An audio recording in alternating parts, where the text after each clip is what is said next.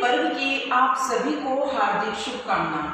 साथियों, गणगौर का पर्व हिंदुओं का एक विशेष महत्वपूर्ण पर्व है और यह पर्व मुख्य रूप से राजस्थान तथा मध्य प्रदेश में मनाया जाता है।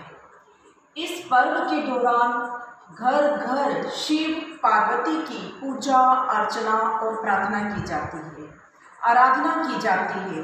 16 दिन तक बड़े धूमधाम से यह त्योहार मनाया जाता है और अखंड सौभाग्य की प्राप्ति के लिए वरदान मांगा जाता है। वैसे अखंड सौभाग्य की प्राप्ति के लिए हमारे देश में, खासकर हिंदुओं में, हरतालिका तीज, करवा चतुर्थी, गणगौर जैसे अनेक पर्व मनाए जाते हैं।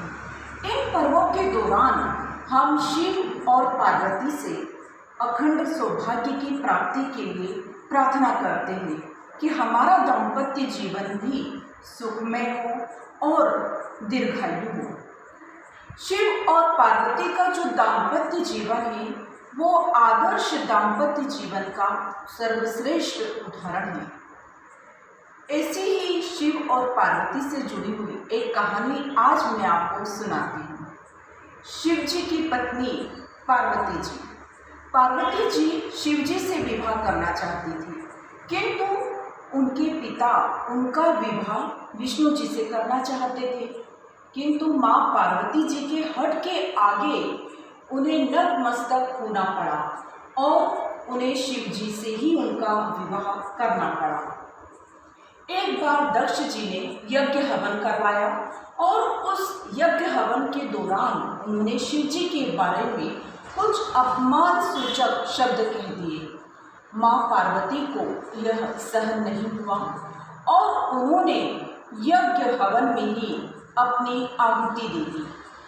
जब शिव जी को ये पता चला तो वह बहुत अधिक क्रोधित हुए और उन्होंने तांडव कर दिया।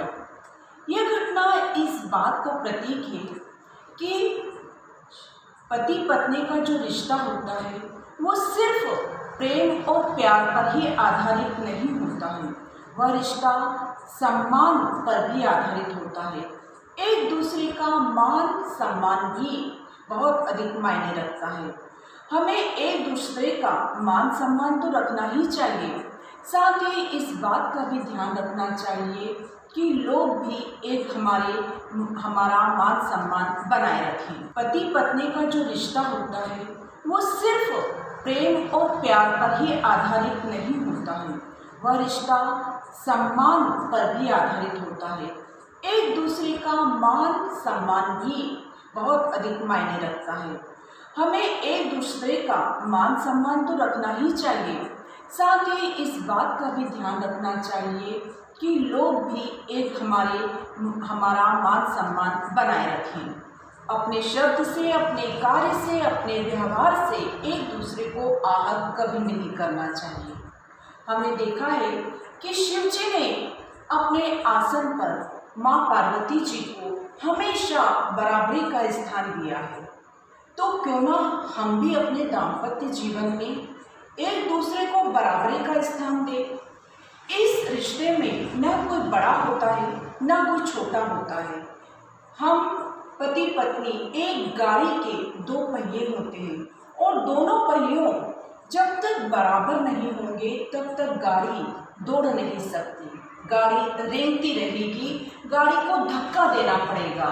इसलिए हमेशा एक दूसरे को बराबर माने और एक दूसरे का मान सम्मान रखें। एक दूसरे पर डोमिनेट होना या एक दूसरे पर भारी होने की कोशिश कभी न करें।